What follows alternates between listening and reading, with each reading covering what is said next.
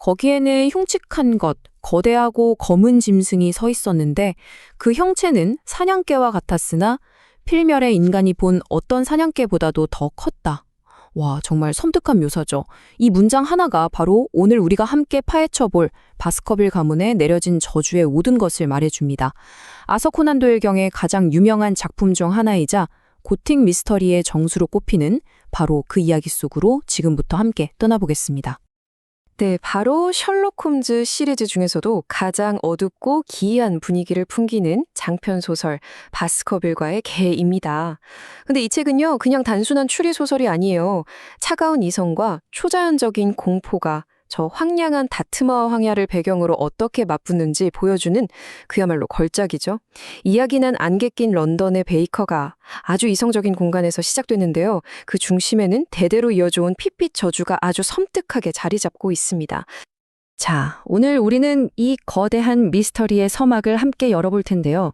아주 사소한 의문의 지팡이 하나에서 시작해서 가문의 끔찍한 저주의 실체를 파헤치고 런던의 그림자 속에서 다가오는 위협을 추적한 뒤에 천하의 셜록 홈즈가 어떻게 막다른 길에 부딪히는지 그 과정을 따라가 보겠습니다.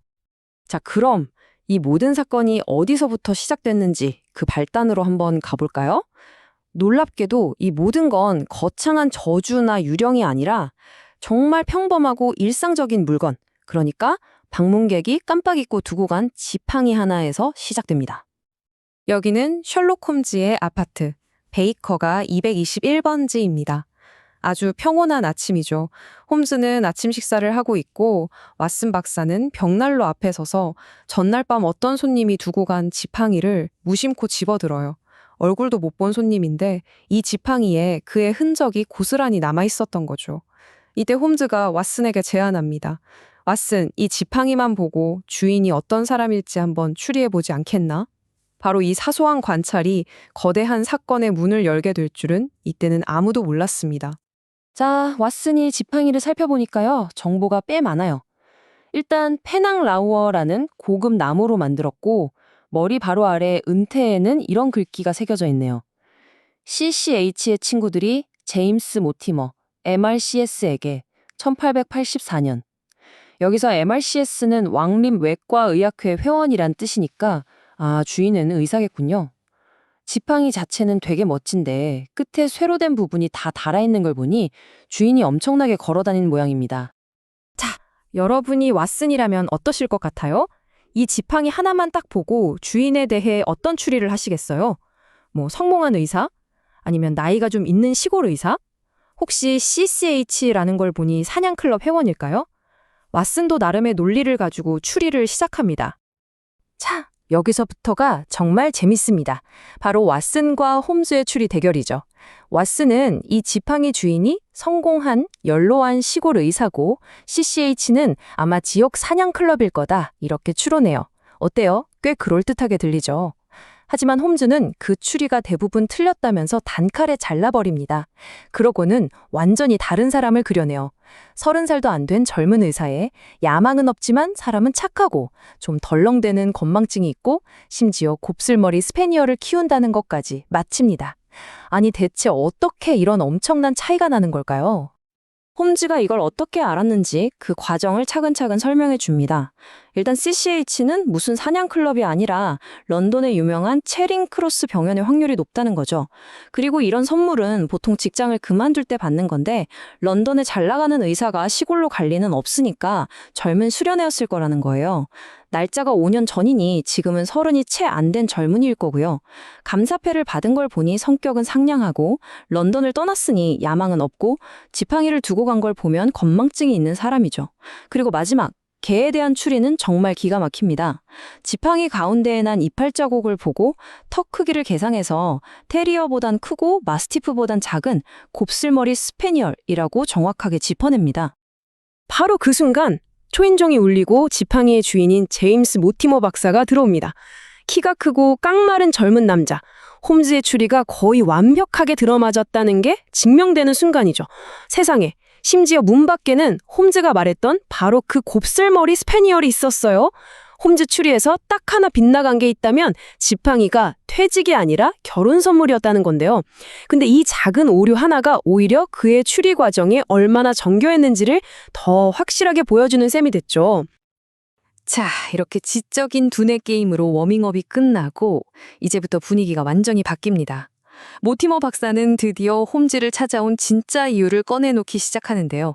그건 지팡이보다 훨씬 더 어둡고 불길한 이야기, 바로 바스커빌 가문에 내려진 끔찍한 저주에 대한 이야기였습니다. 모티머 박사가 주머니에서 꺼낸 건 아주 낡고 해진 문서 하나였어요. 1742년에 작성된 이 문서는 최근에 비극적으로 세상을 떠난 찰스 바스커빌 경이 그에게 맡긴 거라고 합니다. 찰스 경은 굉장히 현실적이고 이성적인 사람이었는데도 불구하고 이 문서의 내용을 병적으로 심각하게 믿었고 결국 문서에 예언된 것과 똑같은 모습으로 죽었다는 거예요. 이 문서에는 바스커빌 가문을 대대로 괴롭혀온 핏빛 전설이 담겨 있었습니다. 자, 이제 모티머 박사가 이 오래된 문서를 읽기 시작합니다. 나는 휴고 바스커빌의 직계 후손으로서 여기에 기록된 대로 일이 일어났다고 굳게 믿으며 이 글을 남긴다. 18세기의 고풍스러운 문체로 이걸 쓴 사람은 이 이야기가 그냥 전설이 아니라는 걸 아주 강하게 강조하고 있어요. 그러면서 후손들에게 과거의 잘못을 두려워하기보다는 가문을 파멸로 이끈 그 사악한 욕망이 다시는 반복되지 않도록 경계하라는 교훈을 남깁니다. 이 전설의 주인공은 휴고 바스커빌이라는 아주 난폭하고 신을 모독하던 못된 사람이었어요. 이 사람이 근처에 사는 예쁜 처녀에게 흑심을 품었는데 처녀가 그의 나쁜 평판을 알고는 계속 피했던 거죠.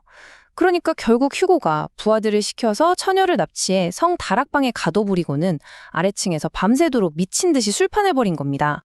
공포에 질린 처녀는 담쟁이 병구를 타고 벽을 내려와서 필사적으로 황야를 가로질러 도망쳤어요.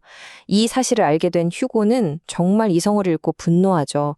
그는 처녀를 잡을 수만 있다면 악마에게 자기 영혼이라도 팔겠다 소리치면서 사냥개들을 풀어서 달빛 아래 황야로 처녀를 뒤쫓기 시작합니다. 잠시 후에 황야에 있던 한 목동이 이 끔찍한 추격 장면을 보게 돼요. 휴고 바스커빌과 그의 뒤를 소리 없이 따르는 지옥의 사냥개를 봤다고 증언합니다. 휴고의 술친구들도 뒤늦게 말을 타고 그를 쫓아갑니다. 가다 보니 주인을 잃고 헤매는 휴고의 말을 발견하고 뭔가 불길한 예감에 휩싸이죠. 마침내 그들이 도착한 곳에는 두 개의 커다란 바위 사이에 공포에 질려 죽은 처녀의 시신이 놓여 있었어요. 그리고 그 옆에는 휴고 바스커빌의 시신이 있었죠. 그런데 그들을 진짜 공포에 떨게 한 건 그게 아니었습니다. 바로 휴고의 시신 위에서 그의 목을 물어뜯고 있던 거대한 검은 짐승의 모습이었죠. 그 짐승이 불타는 눈과 피 묻은 턱을 그들에게 돌리자 세 남자는 비명을 지르며 도망쳤고 그날 밤의 충격으로 평생을 망가진 채 살아야 했습니다.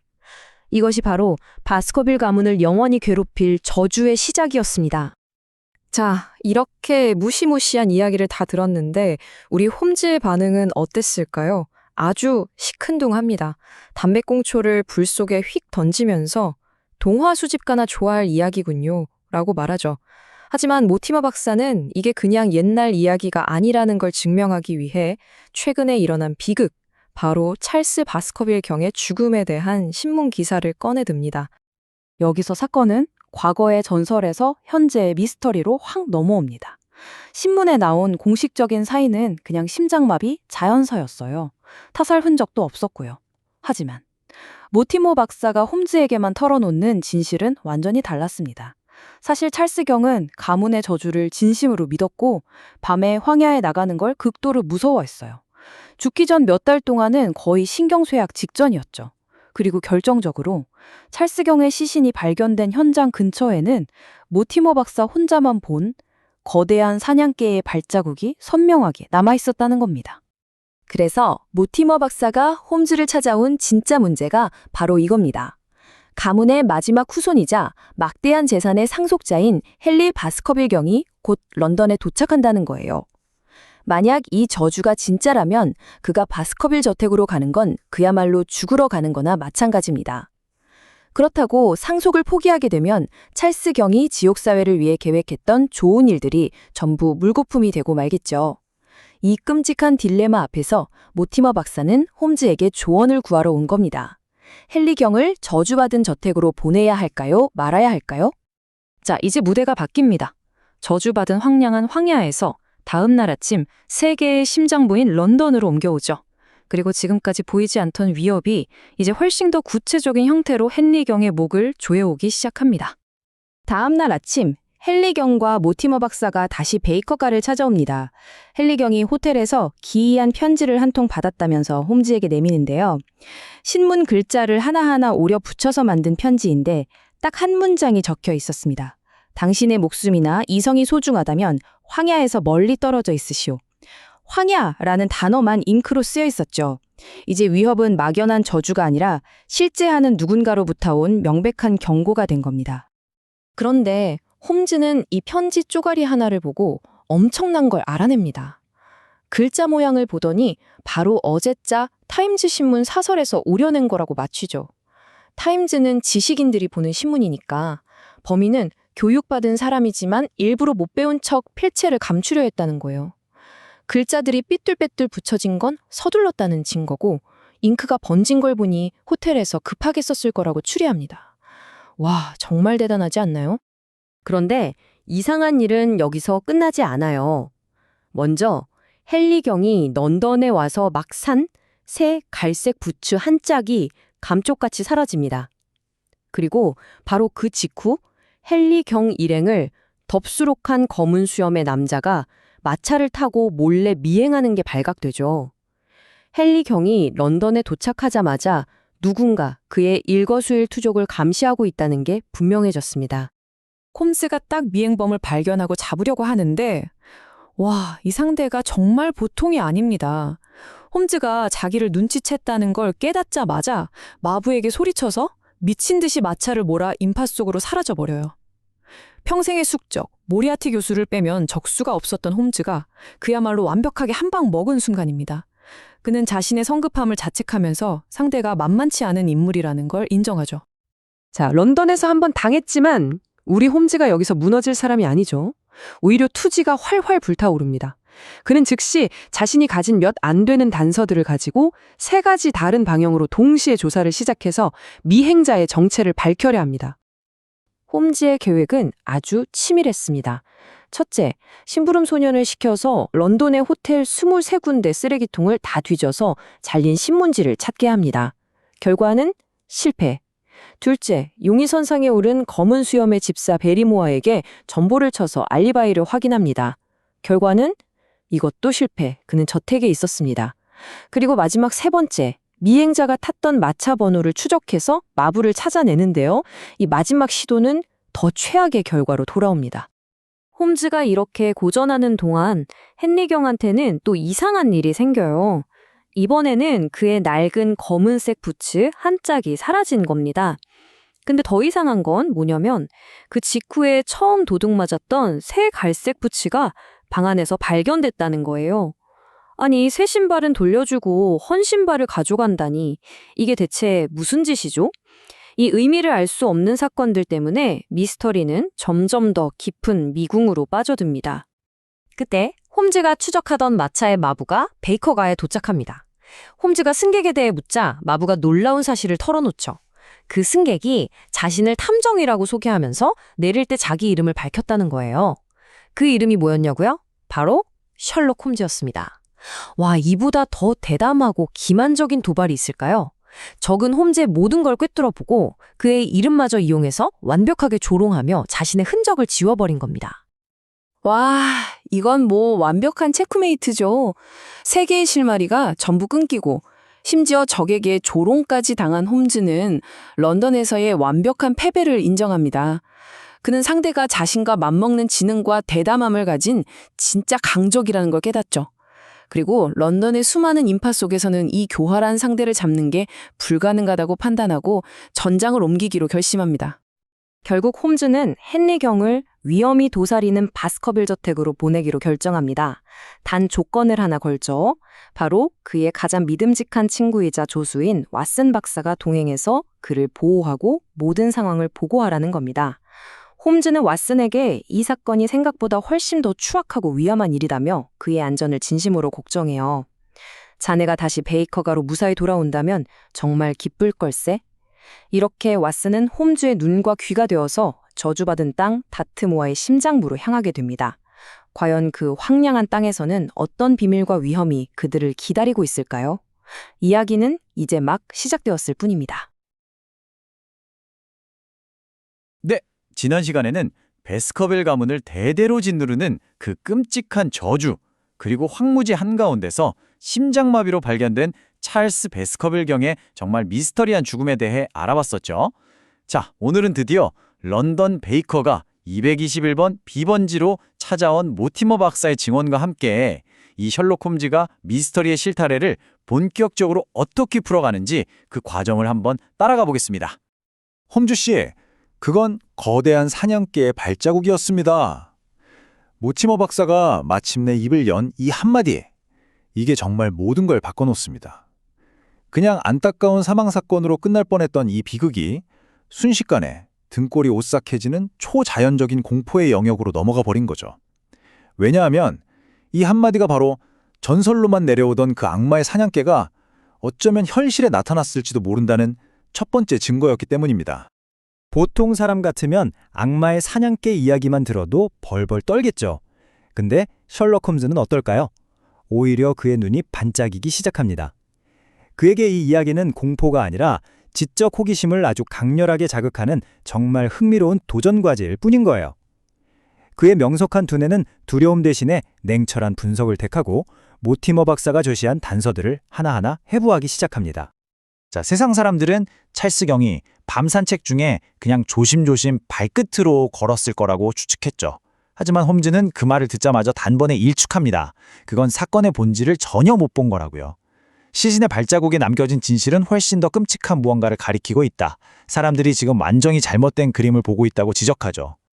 홈즈는 발자국의 형태가 변한 걸 보고 딱 결론을 내립니다. 이건 그냥 걷는 게 아니다. 찰스 경은 극심한 공포에 질려서 정말 필사적으로 도망치고 있었다고요. 그런데 여기서 정말 이상한 점이 하나 생깁니다. 여러분, 한번 생각해 보세요. 목숨이 위험한 상황이면 당연히 어디로 도망쳐야 할까요? 당연히 안전한 집 안으로 뛰어가야죠. 그런데 찰스 경은 정반대 방향, 그러니까 저 어둡고 위험이 도사리는 황무지를 향해서 달려갔다는 겁니다. 이건 마치 집보다 더 무서운 뭔가가 그를 쫓고 있었다는 뜻 아닐까요? 사건 현장에 남겨진 아주 작은 단서, 바로 시가제. 홈즈는 이걸 절대 놓치지 않습니다. 만약 찰스 경이 계속 걷고 있었다면 시가제는 바람에 흩어날렸을 거예요. 하지만 2번이나 같은 자리에 가지런히 떨어진 채, 이건 그가 궂은 날씨에도 불구하고 그 자리에서 꼼짝 않고 한 5분에서 10분 정도 누군가를 초조하게 기다렸다는 아주 명백한 증거가 되는 거죠. 이 작은 단서 하나로 찰스 경의 죽음은 우연한 사고가 아니라 아주 치밀하게 계획된 비밀스러운 만남 끝에 일어난 비극일 가능성이 확 높아진 겁니다. 바로 그때 사건은 완전히 새로운 국면으로 접어듭니다. 캐나다에서 가문의 막대한 유산을 상속받기 위해 새로운 베스커빌경 헨리가 런던에 도착한 거죠. 그는 가문의 저주 같은 건 전혀 믿지 않는 아주 건장하고 현실적인 인물이에요. 하지만 본인도 모르는 사이에 보이지 않는 거대한 위협의 한가운데로 스스로 걸어 들어가고 있었습니다. 런던의 호텔에 도착하자마자 헨리 경은 정말 등골이 오싹해지는 경고 편지 한 통을 받게 됩니다. 신문 할자를 가위로 하나하나 오려붙여 만든 이 익명의 편지. 이건 그냥 장난이 아니죠. 보이지 않는 누군가가 그의 모든 움직임을 감시하고 있다는 명백한 증거이자 아주 직접적인 위협의 시작이었습니다. 자, 이 짧은 편지 한 장을 보고 홈즈가 뭘 해내는지 한번 보세요. 정말 놀랍습니다. 그는 글자체를 보고 이건 유력 일간지인 타임스 신문 사설에서 옳은 거네. 범인은 교육받은 사람이군. 이렇게 추리하고요. 잘린 단면을 보더니 이건 손톱 가위처럼 작은 도구라 썼네 라고 알아챕니다. 심지어 잉크가 튀는 흔적을 보고는 급하게 호텔에서 썼구만 하는 사실까지 추론해내요. 이런 게 바로 홈즈의 과학적 수사 방식이 얼마나 예리하고 뛰어난지를 보여주는 대목이죠. 근데 경고 편지가 끝이 아니었습니다. 헨리 경의 주변에서는 상식적으로는 도저히 이해하기 힘든 일들이 계속해서 일어나기 시작해요. 런던에서 시작된 이 기묘하고 아주 집요한 박해의 첫 번째 징후는 과연 무엇이었을까요? 바로 이거였습니다. 호텔방 밖에 닦아달라고 내놓았던 새로 산 갈색 구두 한 짝이 감쪽같이 사라져버린 거죠. 언뜻 보면 그냥 사소한 좀도둑의 소행 같잖아요? 하지만 홈즈는 이 사건이 절대 우연이 아니라고 직감합니다. 일상에서 벗어난 모든 이상한 일들은 거대한 사건의 실마리가 될 수 있다. 이 기묘한 절도에는 분명히 숨겨진 목적이 있을 거라고 경고하죠. 헨리 경이 미행당하고 있다는 걸 확신한 홈즈는 이제 더 이상 지체할 시간이 없다고 판단합니다. 의뢰인들이 베이커가를 떠나자마자 왓슨과 함께 그 보이지 않는 그림자를 추적하기 위해서 곧바로 런던의 거리로 나섭니다. 홈즈와 왓슨은 거리를 두고 헨리 경의 마차를 따라가기 시작합니다. 그리고 아니나 다를까 또 다른 마차 한 대가 그들의 뒤를 바짝 쫓고 있는 걸 발견하죠. 홈즈의 예리한 눈은 마차 안에서 덥수룩한 검은 턱수염을 한 남자가 헨리 경을 뚫어져라 쳐다보고 있는 것을 포착합니다. 홈즈의 예상이 정확하게 들어맞는 순간이었어요. 하지만 상대는 결코 만만한 인물이 아니었습니다.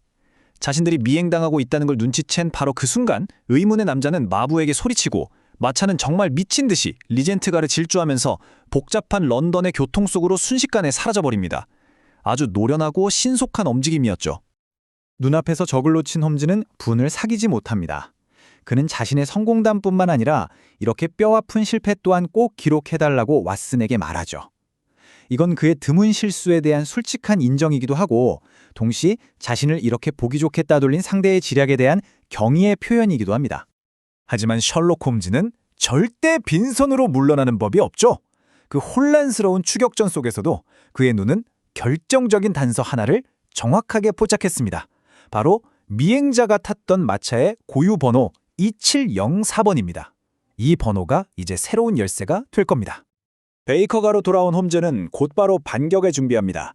그는 이 마차 번호 2704를 실마리로 삼아서 헨리 경을 미행하는 정체불명의 남자를 밝혀내기 위한 세 가지의 아주 치밀한 계획을 동시에 실행에 옮기죠. 그는 말하자면 세 개의 그물을 동시에 던진 겁니다. 첫 번째 그물은 경고 편지의 출처를, 두 번째 그물은 유력한 용의자인 집사 베리모어의 알리바이를, 그리고 마지막 세 번째 그물은 미행자의 신원을 직접 겨냥합니다. 이 중 하나라도 진실에 닿기를 바라면서 말이죠. 홈즈가 이렇게 수사를 진행하는 동안에도 헨리 경을 둘러싼 이상한 일들은 계속됩니다. 이번에는 그의 낡은 검은 구두 한 짝이 사라지고 이전에 없어졌던 새 갈색 구두가 갑자기 다시 나타나요. 도대체 목적을 알 수 없는 이 장난 같은 괴롭힘은 사건을 더 깊은 미궁 속으로 빠뜨립니다. 그런데 홈즈의 계획은 곧바로 벽에 부딪히기 시작합니다. 집사 베리모어의 알리바이로 확인하기 위해 보낸 전보가 돌아왔는데 그가 베스커빌 홀에 있다는 회신을 받긴 했지만 전보를 그가 직접 받았는지 확인할 수가 없어서 결정적인 증거가 되지 못하는 거죠. 만약 그의 아내가 대신 받았다면 알리바이는 증명되지 않는 셈이니까요. 첫 번째 실이 끊어진 겁니다. 두 번째 조사 역시 허사로 돌아갔습니다. 소년 탐정단 카트라이트가 런던의 23개 호텔 쓰레기통을 정말 샅샅이 뒤졌지만 경고 편지를 만드는 데 사용된 그 타임스 신문 조각은 어디에서도 발견되지 않았어요. 두 번째 실마리마저도 이렇게 끊어져 버렸습니다.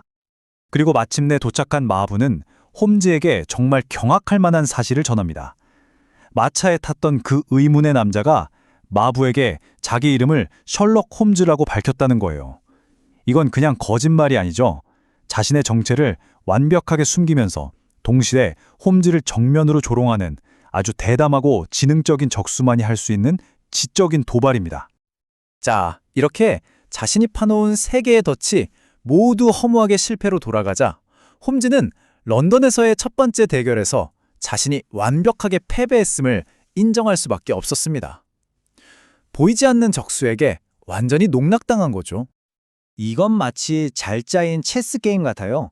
홈즈가 한 수를 둘 때마다 상대는 그 수를 완벽하게 예측하고 한 발 앞서 대응했습니다. 빠른 탈출을 위해 마차를 이용하고 추적을 피하려고 홈즈의 이름을 대고 심지어 집사의 아내를 통해 알리바이 확인용 정보까지 무력화시켰죠. 상대는 항상 한 수, 아니 두 수 앞을 내다보고 있었던 겁니다. 홈즈는 좀처럼 패배를 인정하는 사람이 아니지만 이번만큼은 예외입니다. 그는 왓슨에게 이번에는 우리 실력에 걸맞은 적수를 만났네 라면서 자신의 완패를 솔직하게 시인합니다. 이건 단순한 겸손이 아니에요. 자신과 대등하거나 어쩌면 그 이상의 지성을 가진 존재를 만났다는 지적인 희열과 위기감을 동시에 표현하는 거죠. 런던에서 더 이상 손을 쓸 수 없다고 판단한 홈즈는 전략을 전면적으로 수정합니다. 그는 다른 사건 때문에 런던을 떠날 수 없는 상황이었기에 자신의 눈과 귀가 되어줄 유일한 사람, 바로 그의 가장 충실한 친구이자 조수인 왓슨 박사를 사건의 중심지인 데번셔의 황무지로 보내기로 결심합니다. 자, 이제 무대는 안개 낀 런던의 거리를 떠나 거칠고 황량한 다트모어 황무지로 옮겨집니다. 명탐정 홈즈가 없는 그곳에서 왓슨과 헨리경을 기다리는 것은 과연 베스커빌 가문이 저주, 즉 초자연적인 악마의 사냥개일까요? 아니면 그보다 훨씬 더 교활하고 잔인한 인간의 탐욕이 만들어낸 범죄일까요? 다음 시간에 그 미스터리의 장막을 함께 걷어보도록 하겠습니다. 자, 지난 이야기에 이어서 바스커빌 가문의 새로운 상속자 헨리 바스커빌 경과 그의 후견인 모티머 박사가 드디어 투투원비 베이커가에 도착했습니다. 가문에 내려온 그 섬뜩한 저주, 그리고 찰스 경의 비극적인 죽음의 진실을 파헤치기 위해서 런던 최고의 탐정을 찾아온 거죠. 그런데 말이죠. 이들이 그 황무지에서 벌어진 미스터리를 제대로 꺼내놓기도 전에 문명의 심장부라고 할 수 있는 바로 이 런던 한복판에서 이미 새로운 위협이 스멀스멀 피어오르고 있었습니다. 이게 바로 헨리경이 런던의 호텔에 도착하자마자 받은 편지의 내용입니다. 신문에서 오려낸 단어들을 조잡하게 툭툭 붙여서 만든 이 경고문. 이건 단순한 협박이 아니에요. 보이지 않는 적이 바로 곁에 있다는 명백한 증거죠. 이 한 문장 때문에 바스커빌 가문의 저주는 더 이상 낡은 책 속에나 나오는 전설이 아니라 지금 당장 헨리경의 목숨을 노리는 아주 현실적이고 긴급한 위협이 되어버린 겁니다. 마치 고요한 극장에 갑자기 총성이 한 발, 탕 하고 울려 퍼진 것처럼 이 익명의 편지는 거대한 비극의 시작을 알리고 있었어요. 자, 바로 이 지점에서 셜록 홈즈가 왜 위대한 탐정인지 그 진가가 드러나기 시작합니다. 대부분의 사람들은 이 종이 한 장을 보고 그냥 기분 나쁜 장난이거나 끔찍한 경고 정도로 생각하고 말았을 거예요. 하지만 홈즈의 그 날카로운 분석적인 눈앞에서는요, 이 평범하게 짝이 없는 종이가 발신자에 대한 모든 것을 담고 있는 뭐랄까 하나의 자술서가 되는 겁니다. 홈즈는 이 편지 한 장을 가지고 보낸 사람의 교육 수준, 사회적 지위, 성격, 심리 상태, 심지어 이 편지를 어디서 썼는지까지 정말 놀라울 정도로 정확하게 꿰뚫어 보게 됩니다. 정말이지 감탄이 절로 나오는 추리의 향연이죠. 홈즈는 이 종이 한 장에서 발신인의 프로필을 거의 완벽하게 그려냅니다. 첫째, 글자체를 보자마자 타임즈 신문의 사설이라고 딱 단정하죠.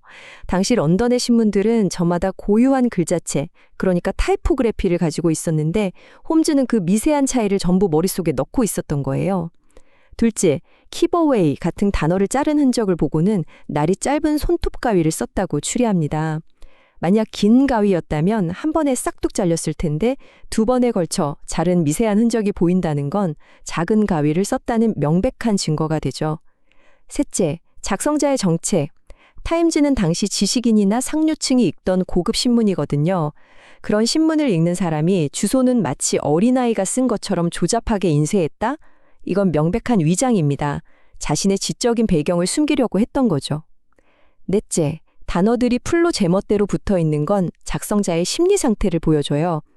만약 침삭했다면 줄을 맞춰서 반듯하게 붙였겠지만 이렇게 삐뚤빼뚤하다는 건 극도로 흥분했거나 혹은 누가 볼까봐 엄청나게 서둘렀다는 뜻이 됩니다. 마지막으로 편지가 쓰인 장소, 손으로 쓴 무얼라는 단어의 잉크가 튀고 군데군데 끊긴 걸 보고 홈즈는 호텔 객실에 비치된 펜과 잉크병을 떠올립니다. 관리가 잘 안 돼서 잉크가 굳고 펜촉이 망가진 바로 그런 상태 말이에요. 이 모든 추리가 불과 몇 분 만에 눈앞에서 펼쳐집니다. 바로 이 작은 불일치야말로 홈즈의 추리가 얼마나 정확한지를 증명하는 완벽한 증거가 됩니다. 홈즈는 이걸 아주 간단하고 논리적으로 설명해요. 편지를 만든 사람은 신문사설에서 당신, you, 목숨, life, 이성, reason 같은 일반적인 단어들은 쉽게 찾아서 오려낼 수 있었을 겁니다. 하지만 황무지, 물처럼 일상적인 사설에는 잘 나오지 않는 특정 지명을 나타내는 단어는 도저히 찾을 수가 없었던 거죠. 시간이 촉박했던 그는 결국 그 단어 하나만큼은 어쩔 수 없이 직접 손으로 쓸 수밖에 없었던 겁니다. 이 사소한 예외가 오히려 발신인이 급박한 상황에서 편지를 만들었다는 홈즈의 주리를 더 강력하게 뒷받침해주는 셈이죠. 홈즈가 경고장을 막 분석하고 있는데 갑자기 헨리경이 훨씬 더 기이하고 현실적인 문제를 불쑥 꺼내놓습니다. 복도를 청소하게 하려고 호텔방 밖에 내놓았던 새 갈색 장화 한 짝이 감쪽같이 사라졌다는 거예요. 아니, 방금 전까지 목숨을 위협하는 거대한 음모에 대해 이야기하고 있었는데 갑자기 웬 장화 한 짝이라니요? 너무 사소하고 이해할 수 없는 사건이 툭 튀어나온 거죠. 하지만 홈즈는 이 사건에 즉각적으로 흥미를 보입니다. 왓슨이나 헨리경은 그저 불쾌한 실수나 장난 정도로 생각하는데 홈즈는 달라요. 그는 동기가 없어 보이는 범죄일수록 오히려 더 깊이 파고들어야 한다고 생각하는 사람이거든요. 왜냐하면 돈이나 보석을 훔치는 건 이해하기 쉽지만 낡은 것도 아니고 새 장화 한 짝을 훔치는 데에는 분명히 평범하지 않은 아주 특별한 이유가 있을 거라고 본 거죠. 홈즈는 이 사소해 보이는 절도가 결코 우연히 일어난 게 아니라 우리가 아직 파악하지 못한 거대한 계획의 일부일 수 있다는 걸 직감합니다. 의뢰인들이 떠나자마자 창밖을 내다보던 홈즈의 눈빛이 순식간에 날카롭게 변합니다. 그들의 뒤를 밟는 마차 한 대를 발견한 거죠. 그러자 방금 전까지 안락 의자에 늘어져 있던 그 나른한 몽상가 홈즈는 온데간데 없어지고 번개처럼 행동하는 사냥꾼으로 돌변합니다. 그는 왓슨을 이끌고 곧장 거리로 뛰쳐나가 미행자를 뒤쫓는 숨막히는 추격전을 시작하죠. 홈즈와 왓슨이 탄 마차가 미행자의 마차를 맹렬히 뒤쫓는 동안 그들은 아주 잠시나마 미행자의 얼굴을 엿보게 됩니다. 마차 옆 창문으로 스치듯 보이는 모습은 덥수룩한 검은 수염에 사람을 꿰뚫어 보는 듯한 아주 날카로운 눈빛을 가진 남자였어요. 이 의문의 인물은 헨리경의 모든 움직임을 소름 끼칠 정도로 정확하게 감시하고 있었던 겁니다. 그의 존재는 복잡한 런던 거리 속에서도 보이지 않는 위협이 정말로 실재한다는 걸 증명하고 있었죠. 하지만 이 미행자 결코 만만한 상대가 아니었습니다. 홈즈만큼이나 기지가 뛰어난 인물이었죠. 그는 홈즈가 자기를 뒤쫓고 있다는 사실을 깨닫자마자 바로 마부에게 소리쳐서 인파 속으로 미친 듯이 마차를 몰아 사라져버립니다. 홈즈는 자신의 섣부른 열애 때문에 상대를 놓쳤다면서 스라린 패배감을 맛보죠. 평소의 그 냉철한 모습과는 다른 홈즈답지 않은 실수였어요. 이것은 그가 마주한 적이 얼마나 교활하고 신중한 인물인지를 보여주는 첫 번째 증거였습니다. 그렇지만 이 추격전이 완전히 실패로 끝난 건 아니었습니다. 홈즈의 그 매서운 눈은 순식간에 사라지는 마차의 번호판을 놓치지 않았거든요. 2704. 비록 미행자는 놓쳤지만 이제 그를 추적할 수 있는 유일하고도 구체적인 실마리가 생긴 셈입니다. 이 네 자리 숫자가 바로 런던에서 벌어지는 조사의 첫 번째 연결고리가 되는 거죠. 홈즈는 이 미지의 감시자, 그의 정체를 밝히기 위해서 즉시 세 갈래로 조사를 시작합니다. 하지만 그의 평소 방식대로라면 성공했어야 할 이 조사들이 아주 교활한 적수에 의해서 번번이 좌절되고 말아요. 마치 상대방이 홈즈의 다음 수를 미리 다 읽고 한 발 앞서서 움직이는 것처럼 홈즈가 던진 그물들은 전부 텅 빈 채로 돌아오고 맙니다. 이 슬라이드를 보시면 홈즈가 상대를 궁지에 몰아넣기 위해 얼마나 체계적으로 접근했는지 알 수 있습니다. 첫째, 그는 카트라이트라는 심부름꾼 소년을 고용해서 런던의 주요 호텔 23곳에 쓰레기통을 전부 뒤져서 잘린 타임즈 신문을 찾게 합니다. 편지가 호텔에서 쓰였다는 자신의 추리를 실물 증거로 입증하려는 거죠. 둘째, 바스커빌 홀의 집사인 베리모어가 정말 데번쇼에 있는지 확인하려고 베리모어 본인에게 직접 전달할 것이라는 단서를 붙여서 전보를 보냅니다. 만약 베리모어가 런던에 와 있다면 이 전보는 반송될 테니까요. 셋째, 마차번호 2704를 추적해서 마부를 찾아내 미행자의 신원과 행선지에 대한 증언을 확보하려고 합니다. 이처럼 그는 가능한 모든 단서를 활용해서 동시다발적으로 상대를 압박하는 거죠. 홈즈가 이렇게 런던에서 조사를 진행하는 동안 호텔에서는 더 기이한 일이 벌어집니다. 이번에는 헨리경의 낡은 검은색 장화 한 짝이 또 사라진 거예요. 그런데 더 이상한 건 잠시 후에 처음 없어졌던 그 새 갈색 장화가 방 안 캐비넷 밑에서 발견된다는 점입니다. 아니, 왜 새 장화는 돌려주고 낡은 장화를 가져갔을까요? 이 비이성적이고 목적을 알 수 없는 행동들은 사건에 뭔가 불길하고 초현실적인 기운마저 더합니다. 마치 어떤 의식을 치르기 위해 특정 물건이 꼭 필요했던 것처럼 말이죠. 조사 결과가 하나둘 도착하는데 좋은 소식은 하나도 없습니다. 카트라이트는 호텔 23곳에 쓰레기통을 샅샅이 뒤졌지만 잘린 신문 조각을 찾지 못했어요. 그리고 베리모어에게 보낸 전보는 그가 현재 데번셔에 있다는 명백한 답신을 가져왔죠. 런던에 있을 가능성이 있던 용의자 한 명이 알리바이를 증명해버린 셈입니다. 홈즈가 던졌던 3개의 그물 중 2개가 아무런 소득 없이 빈손으로 돌아온 순간이죠. 마침내 마지막 희망이었던 마부 존 클레이튼이 베이커가의 모습을 드러냅니다. 그의 증언은 미행자가 40대쯤 되어 보이는 검은 수염의 남자라는 인상차게를 제공하지만 마지막에 모두를 경악하게 만드는 반전을 선사하죠. 그 미행자가 마부에게 자기 이름을 셜록 홈즈라고 밝혔다는 겁니다. 이건 그냥 거짓말이 아니에요. 홈즈가 마차 번호를 확인하고 결국 마부를 찾아낼 것까지 완벽하게 예측한 뒤에 그를 조롱하기 위해 남겨놓은 아주 대담한 도전장이었던 거죠. 이 충격적인 사실을 들은 홈즈의 반응은 분노가 아니었습니다. 오히려 자신을 완벽하게 속여 넘긴 상대의 지략에 대한 마지못한 존경심에 가까웠죠. 그는 마치 체스 마스터가 자신에게 외통수를 둔 상대를 향해 찬사를 보내듯이 이번 패배를 깨끗하게 인정합니다. 이 한마디를 통해서 우리는 홈즈가 이 사건을 단순한 범죄가 아니라 자신과 동등한 지적 능력을 가진 숙적과의 두뇌 게임으로 인식하기 시작했다는 걸 알 수 있습니다. 3개의 실마리가 모두 끊기고 상대는 홈즈의 이름을 빌려서 유유히 사라졌습니다. 홈즈는 자신의 안방이라고 할 수 있는 런던에서 완벽하게 패배했다는 사실을 인정합니다. 그는 이제 이 싸움의 무대를 다른 곳으로 옮겨야 한다는 걸 깨닫죠. 적은 런던의 안개 속에 숨어버렸고 이제 그를 잡기 위해서는 그의 본거지, 즉 사건의 중심부인 데번셔 황무지로 직접 가야만 하는 겁니다. 홈즈는 이 사건이 단순한 지적 유희를 넘어서 헨리 경의 목숨이 걸린 아주 위험한 일이라는 걸 분명히 인지하고 있습니다.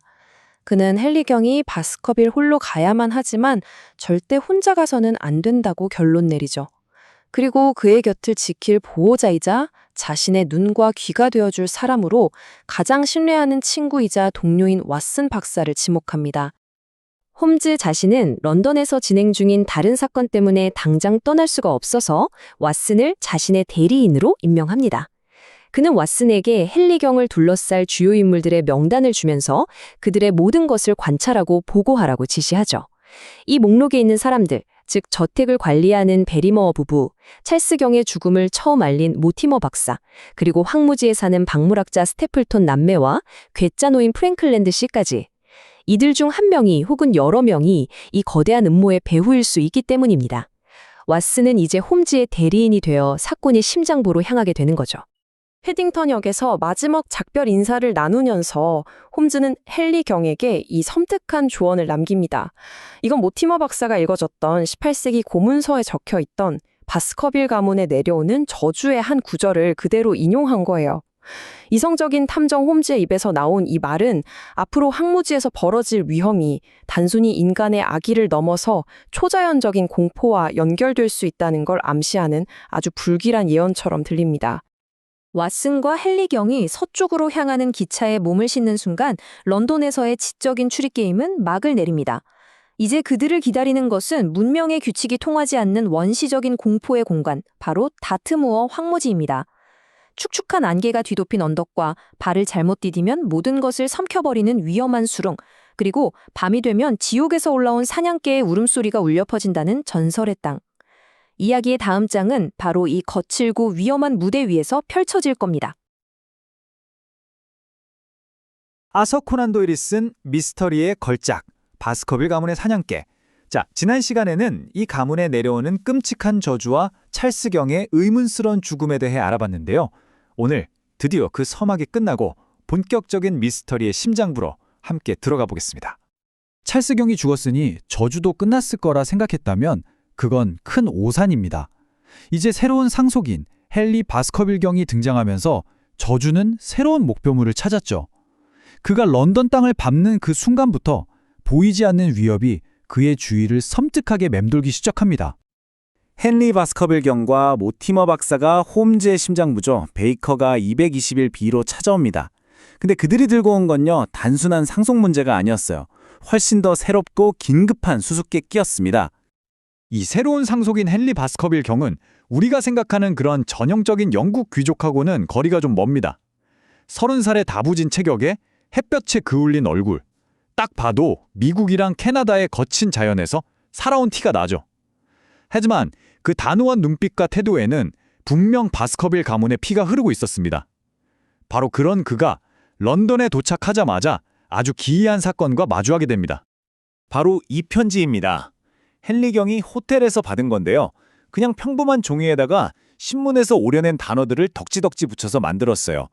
내용은 정말 섬뜩할 정도로 직설적이죠. 당신의 목숨과 이성을 소중히 여긴다면 황무지에서 멀리 떨어져 있으시오. 이건 단순한 장난이 아닙니다. 명백한 위협이죠. 대체 누가 어떤 목적으로 이런 짓을 벌인 걸까요? 자, 여기서부터가 정말 흥미진진합니다. 보통 사람이라면 그냥 기분 나쁜 협박 편지라고 생각하고 버렸겠죠. 하지만 홈즈한테는 이게 정보의 보고였던 겁니다. 그는 편지를 보자마자 단어들이 타임즈 사설에서 왔다는 걸 바로 알아채요. 그 신문 특유의 활자체 때문이죠. 심지어 멀리 떨어져라는 단어의 잘린 면을 보고는 뭉툭한 사무용 가위가 아니라 날이 짧고 섬세한 손톱 가위를 썼다고 추리합니다. 접착제는 풀이 아니라 고무풀이었고 황무지라는 단어만 왜 잉크로 썼을까요? 신문 사설에서 황무지 같은 단어를 찾기란 쉽지 않기 때문입니다. 와, 정말 놀라운 관찰력이죠? 홈즈의 추리는 여기서 멈추지 않습니다. 일부러 단어들을 삐뚤게 붙인 건 교양 없는 사람처럼 보이려는 위장이지만 애초에 타임즈 사설을 읽는다는 것 자체가 이 사람이 교육받은 인물이라는 증거라고 지적하죠. 또 단어들 배열이 흐트러진 건 편지를 만들 때 엄청 서둘렀거나 아니면 굉장히 흥분한 상태였다는 증거고요. 잉크가 거의 나오지도 않는 호텔펜으로 주소를 휘갈겨 쓴 걸로 봐서는 체링크로스 근처 호텔에 묵고 있을 가능성이 높다고 봅니다. 이렇게 단 몇 분 만에 미스터리한 인물의 윤곽을 그려나가는 거예요. 한창 이야기가 진행 중인데 또 다른 기이한 사건이 터집니다. 헨리 경이 어젯밤에 산 새 갈색 구두 한 짝이 호텔 복도에서 감쪽같이 사라진 거예요. 한 번도 신지 않은 완전 새 신발인데 말이죠. 이건 대체 무슨 의미일까요? 사소해 보이지만 정말 기묘한 일입니다. 마치 누군가가 그의 냄새가 밴 물건을 필요로 하는 것처럼요. 의뢰인들이 베이커가를 떠나자마자 홈즈는 스프링처럼 튀어나갑니다. 그의 그 예리한 감각은 이미 그들이 미행당하고 있다는 사실을 알아챘던 거죠. 런던의 번잡한 거리 한복판에서 긴박한 추격전이 벌어집니다.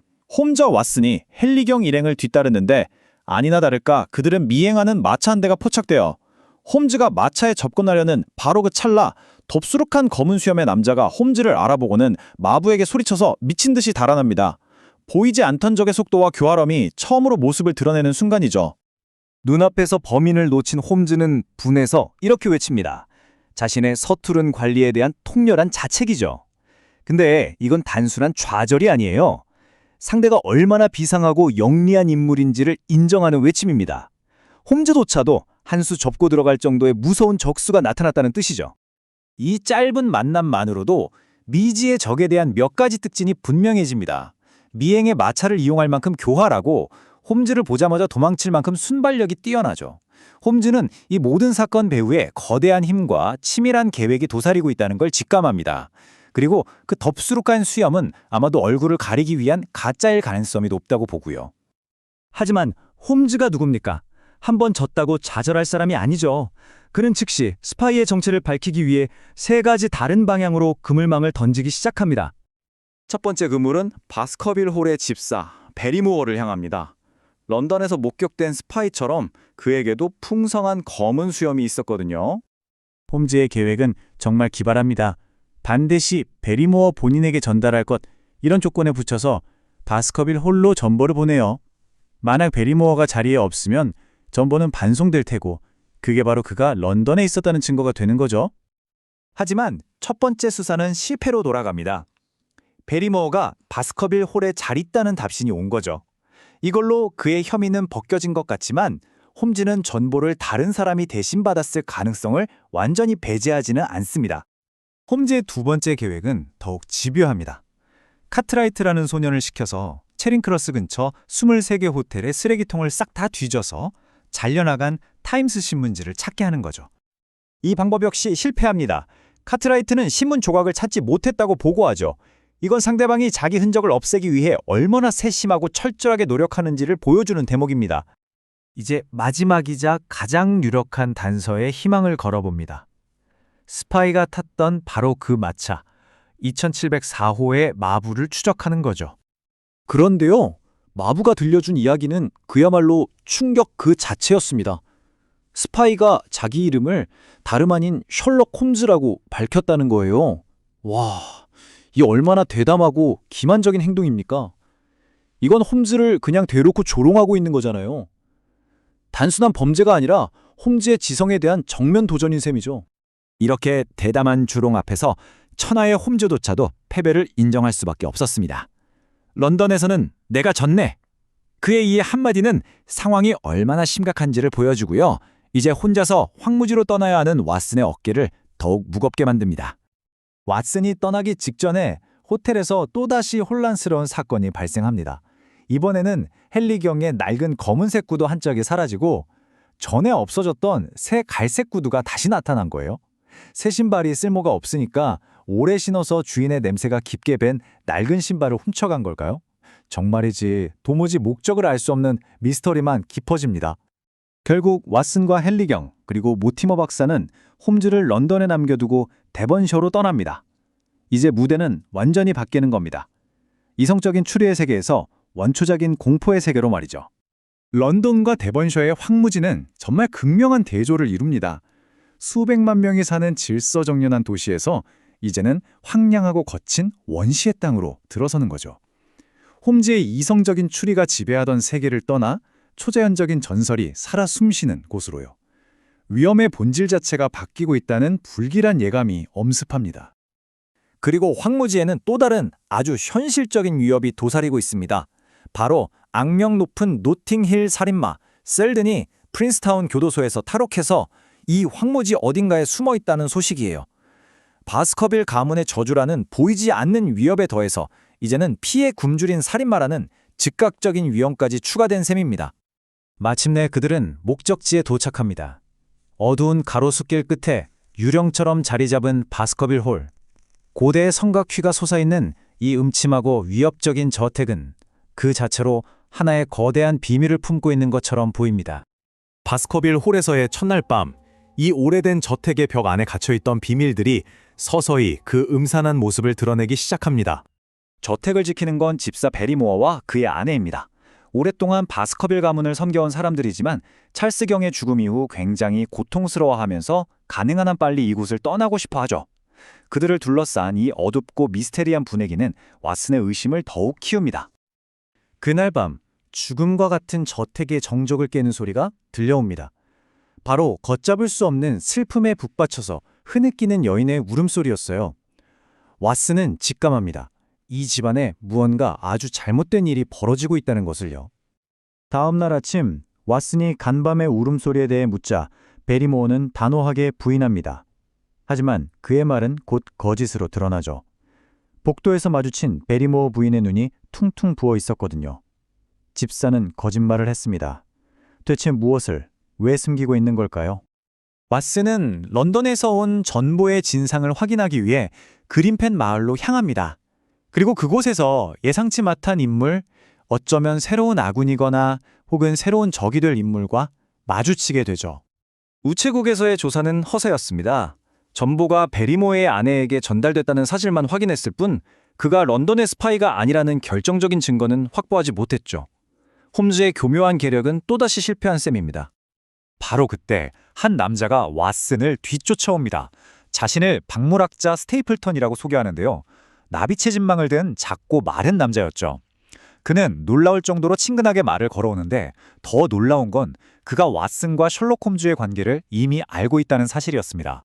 스테이플턴은 왓슨에게 황무지에서 가장 위험한 곳, 그린펜 대습지를 소개해줍니다. 겉보기에는 푸른 풀이 무성한 아름다운 땅처럼 보이지만 사실은 한 발만 잘못 디디면 사람이나 동물을 순식간에 삼켜버리는 치명적인 늪이죠. 이로써 황무지 자체가 이 이야기의 가장 무서운 등장인물이라는 게 분명해집니다. 스테이플턴은 어제 조랑말 한 마리가 늪에 빠져서 서서히 죽어가는 걸 목격했다는 끔찍한 이야기를 아무렇지도 않게 들려줍니다.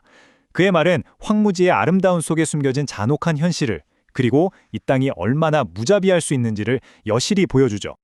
왓슨은 이제 완전히 홀로 남겨졌습니다.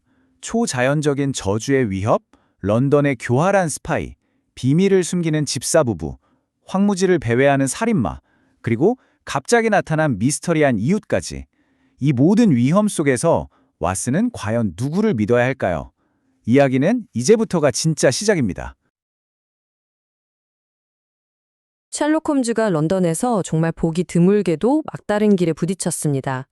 헨리 바스커빌 경을 그림자처럼 따라다니던 그 정체불명의 스파이는 마치 연기처럼 사라져버렸고, 소름 끼치는 경고 편지의 출처는 여전히 오리무중이죠. 자, 이제 수사의 무대는 안개가 자욱한 도시의 미로를 떠나서 아주 오래된 저주가 살아 숨쉬는 곳, 바로 데번셔의 황량한 황무지로 옮겨갑니다. 자, 이 말. 왓슨 박사와 헨리 바스커빌 경이 그야말로 불길한 기운이 감도는 데번셔 황무지로 떠나기 직전에 셜록 홈즈가 남긴 마지막 조언인데요. 정말 소름이 돋죠. 이건 그냥 몸조심해라 정도의 평범한 경고가 아니에요. 이 말 속에는 친구의 안위를 향한 아주 깊은 우려, 그리고 앞으로 닥칠 위험의 무게가 정말 고스란히 담겨 있습니다. 홈즈는 이 사건이 단순히 인간이 저지른 범죄를 넘어설 수도 있다. 어쩌면 정말 그 전설 속의 악마견이 실제할지도 모른다는 가능성을 아주 조금은 열어두고 있는 겁니다. 하지만 데번셔의 황무지로 떠나기 전에 홈즈는 런던이라는 이 거대한 미로 속에서 마지막으로 추리의 끈을 잡아보려고 시도합니다. 그렇지만 그의 그 예리한 지성도 보이지 않는 적의 교활함 앞에서는 번번이 좌절되고 말죠. 수사는 정말 실망스럽게도 막다른 길에 부딪히고 맙니다. 홈즈의 그 체계적이고 과학적인 접근 방식이 이번에는 통하지 않습니다.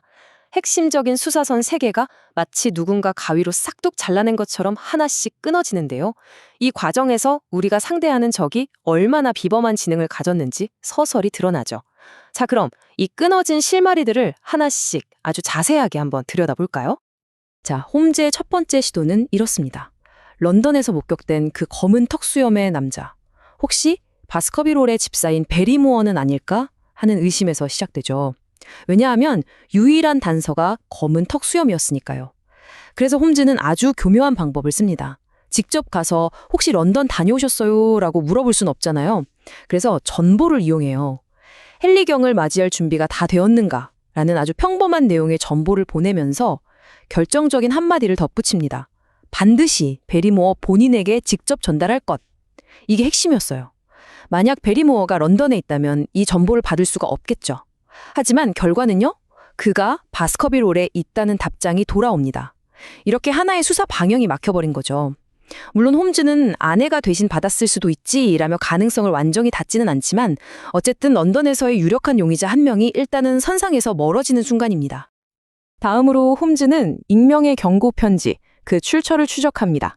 타임스 사설에서 단어들을 오려내서 만들었다는 걸 간파한 홈즈는 헨리 경이 묵을 만한 첼링크로스 근처의 23개 호텔을 딱 지목하죠. 그리고는 자신의 정보원인 소년 카트라이트에게 아주 중요한 임무를 줍니다.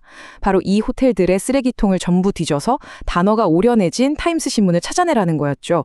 정말 홈즈다운 방식이죠. 대규모 수색 작전이나 다름없습니다. 하지만 이토록 치밀한 수색에도 불구하고 카트라이트는 빈손으로 돌아옵니다. 아무것도 찾지 못했다는 이 사실은 우리가 상대하는 적이 얼마나 꼼꼼하고 치밀하게 자신의 흔적을 지웠는지를 아주 명확하게 보여주는 대목입니다. 마침내 홈즈는 스파이가 탔던 마차의 번호 27045를 추적해서 마부를 찾아내는 데 성공합니다. 그리고 정말 충격적인 사실을 듣게 되죠. 그 미스터리한 추격자가 마부에게 자신의 이름을 뭐라고 밝혔는지 아세요? 바로 셜록 홈즈라고 했다는 겁니다. 이건 정말 대담한 도발이죠. 단순한 장난이 아니에요. 나는 네가 이 사건에 개입한 걸 알고 있다. 그리고 네 추적 따위는 내 손바닥 안에 있다. 라고 말하는 것과 같아요. 홈즈의 도전을 비웃는 듯한 아주 명백한 메시지인 셈입니다. 홈즈는 이때 아마 등골이 서늘했을 겁니다. 이 말을 통해 홈즈는 자존심 강한 그가 런던에서의 패배를 깨끗하게 인정합니다. 그리고 위험천만한 다음 단계의 조사를 가장 믿는 친구 왓슨에게 맡기죠. 이 대사는 단순히 사건을 위임하는 걸 넘어서요. 정말 교활하고 위험한 적 앞에서 친구의 안전을 진심으로 걱정하는 홈즈의 인간적인 면모를 보여주는 부분입니다. 그는 왓슨에게 끊임없이 보고할 것, 그리고 절대로 방심하지 말 것을 신신당부합니다. 론던에서의 조사가 완전히 교착 상태에 빠지자 왓슨과 헨리 경은 익숙하고 번잡한 도시를 뒤로합니다. 그리고 야성적이고 음울한 풍경이 펼쳐진 데번셔를 향해 서쪽으로 여정을 떠나죠. 이제부터 이야기의 무대는 완전히 바뀌게 됩니다. 기차 여행은 단순히 장소의 이동이 아니에요. 문명과 이성의 세계에서 더 고대적이고 원시적인 미지의 장소로 들어가는 명확한 전환을 의미하죠. 책에 묘사된 이 풍경의 변화를 보세요. 갈색 흙이 붉은 흙으로, 벽돌이 화강암으로. 이건 마치 이성적인 추리의 세계에서 초자연적인 미스터리의 심장부로 들어가는 여정을 상징하는 것 같습니다. 붉은 흙과 단단한 화강암은 이제 그들을 기다리는 거칠고 예측 불가능한 자연을 암시하는 복선이기도 합니다. 목적지에 대한 이 첫인상은요, 앞으로 펼쳐질 드라마의 무대가 될 장소의 분위기를 완벽하게 조성합니다. 잿빛, 우울한, 환상적인 풍경 같은 단어들을 보세요. 황무지가 단순한 땅이 아니라 전설과 저주가 깃든 아주 특별한 공간이라는 느낌을 강하게 주죠. 헨리 경은 그 기묘한 풍경에서 눈을 떼지 못합니다. 자신의 운명이 걸린 땅이니까요. 그들이 바스커빌 홀에 가까워질수록 새롭고 아주 실체적인 위험이 등장합니다. 바로 탈옥수 셀든이죠. 자, 이제 상황이 더 복잡해졌어요. 바스커빌 가문을 괴롭히는 초자연적인 공포에 이제는 인간의 사악함이라는 또 다른 층이 더해지는 순간입니다. 마차를 모는 마부조차 이자는 보통의 죄수가 아니라며 목숨 걸고 그를 잡으려는 사람이 없을 거라고 말할 정도예요. 이로써 황량한 황무지는 이제 구체적인 위협이 도사리는 훨씬 더 위험한 곳이 되어버렸습니다. 그들의 오랜 가문의 저택, 바스커빌 홀에 도착했지만 분위기는 결코 환영하는 분위기가 아닙니다. 집 자체가 우울함과 오랫동안 간직된 비밀의 공기를 막 내뿜는 것 같아요. 이제 왓슨과 헨리 경은 저주받은 성의 문턱을 넘어서게 됩니다. 영지에 들어서는 바로 그 순간 막연하게만 느껴졌던 전설은 거대한 실체가 되어서 그들을 압박합니다. 낡은 저택의 모든 돌멩이 하나하나, 모든 그림자 속에 몇 세대에 걸쳐 가족을 괴롭혀온 그 저주가 스며 있는 듯한 느낌을 주죠. 헨리 경조차 이런 곳에 있으면 삼촌이 왜 그렇게 불안해했는지 알 것 같다고 말할 정도니까요. 그 압박감이 얼마나 대단했겠어요. 그들을 맞이한 건 오랜 시간 홀을 지켜온 관리인 베리모어 부부입니다. 하지만 그들의 침울한 태도, 그리고 갑자기 떠나고 싶자는 그들의 의사는 바스커빌 홀을 둘러싼 불안감과 비극의 감각을 더욱 깊게 만들 뿐이죠. 특히 헨리 경이 수세대에 걸친 인연을 언급하면서 아쉬워하는데도 베리모어는 찰스 경의 죽음이 너무 큰 충격이었고 이 환경이 고통스럽다면서 떠나려는 의지를 굽히지 않습니다. 무언가 숨기는 게 있는 걸까요? 바스커빌 홀에서의 첫날 밤, 왓슨에게 즉각적인 미스터리가 주어집니다. 깊은 밤 온 집안에 울려 퍼지는 한 여인의 흐느낌 소리. 이건 이 집 자체가 자신만의 비밀과 슬픔을 간직하고 있다는 아주 분명한 신호죠. 왓슨은 잠 못 이루고 그 소리에 귀를 기울이면서 이제 새로운 수수께끼가 시작되었음을 직감합니다. 이제 왓슨은 본격적으로 조사를 시작합니다. 기만적인 아름다움과 숨겨진 위험이 곳곳에 도사리고 있는 이 광활하고 신비로운 황무지에 첫 발을 내딛죠. 홈즈의 눈과 귀가 되어서 그는 이제부터 혼자서 이 복잡한 사건을 파헤쳐야만 합니다. 다음날 아침, 왓슨은 복도에서 베리모어 부인과 마주칩니다. 햇빛에 비친 그녀의 얼굴을 보니 붉고 퉁퉁 부은 눈, 간밤에 울었단 사람이 바로 그녀라는 명백한 증거죠. 그런데 남편인 베리모어는 아내가 아니라고, 이 집의 다른 여자는 자기 아내뿐인데 절대 아니라고 단호하게 거짓말을 했단 말이죠. 그러니까 핵심은 이겁니다. 왜 그는 아내의 슬픔을 필사적으로 숨기려 했을까요? 이 명백한 거짓말로 인해 베리모어 부부는 집 안에서 벌어지는 미스터리의 가장 중심에 확고하게 자리 잡게 됩니다. 왓슨은 황무지를 걷다가 그레이트 그린펜 마이어라는 거대한 수렁을 소개받습니다. 겉보기에는 무성한 풀이 자란 아주 안전하고 평화로운 땅처럼 보여요. 하지만 그 실체는요? 모든 것을 빨아들이는 죽음의 늪입니다. 이건 이 사건 자체에 대한 정말 완벽한 비유라고 할 수 있죠. 표면적으로 안전해 보이는 것, 친절해 보이는 사람이 사실은 가장 치명적인 진실을 감추고 있을 수 있다는 것을 보여주는 강력한 상징입니다. 바로 이때 새로운 인물은 자연학자 스테이플턴이 등장합니다. 그는 방금 조랑말 한 마리가 늪에 빠져 죽는 끔찍한 광경을 묘사하면서 수령의 위력을 아주 생생하게 설명해주죠. 스테이플턴이라는 인물 굉장히 흥미롭습니다. 당시 빅토리아 시대에는 과학과 자연에 대한 탐구가 유행이었거든요. 그래서 이런 자연학자 캐릭터는 독자에게 굉장히 이성적이고 합리적인 인물처럼 보여서 안정감을 줍니다.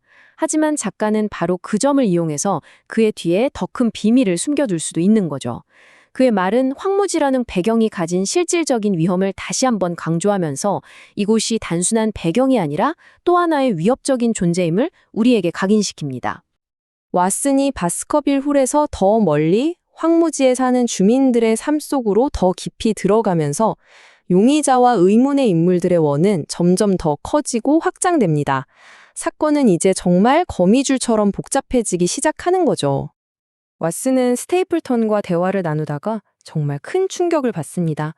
스테이플턴이 아무렇지도 않게 그런데 셜록 홈즈 씨는 이 사건에 대해 어떤 견해를 가지고 있습니까? 라고 묻기 때문이에요. 헨리경의 단순한 친구인 척 하려던 왓슨의 위장은 이미 완벽하게 간파당한 거죠. 셜록 홈즈의 조수가 이곳에 있다는 사실이 알려졌다는 건 이제 그의 모든 행동이 감시당하고 있다는 걸 의미합니다. 조사에 대한 압박감이 훨씬 더 커지는 순간이죠. 결국 황무지에서의 첫날은 해답을 주기는커녕 오히려 풀리지 않는 새로운 질문들만 촘촘하게 엮어냈습니다. 베리모어 부부의 수상한 행동, 정체를 알 수 없는 이웃 스테이플턴, 그리고 이 모든 것을 감싸고 있는 바스커빌 가문의 저주까지. 이제 미스터리는 정말 걷잡을 수 없이 얽히고 설키게 됩니다. 대화의 끝에 스테이플턴은 왓슨을 자신의 집으로 초대해서 여동생을 소개해 주겠다고 제안합니다. 왓슨은 당연히 이 초대를 수락하죠. 새로운 정보를 얻을 기회니까요. 하지만 이 결정은 그를 바스커빌 홀을 둘러싼 거대한 음모의 미궁 속으로 한 걸음 더 깊이 이끌게 될 겁니다. 이 새로운 인물의 등장은 사건에 과연 어떤 변수를 가져오게 될까요? 우리는 바로 이 중대한 기로에 선 왓슨 박사를 남겨두고 이번 분석을 마무리하겠습니다. 그는 지금 광대하고 위험한 미스테리의 한가운데에 홀로 서 있습니다. 마지막 남은 바스커빌 가문의 후손, 헨리 경의 운명이 그의 어깨에 달려있죠. 과연 왓슨은 천재적인 홈즈 없이 이 거대한 수수께끼의 실마리를 찾아낼 수 있을까요? 그리고 황무지의 깊은 어둠 속에서 그를 기다리고 있는 것은 과연 무엇일까요?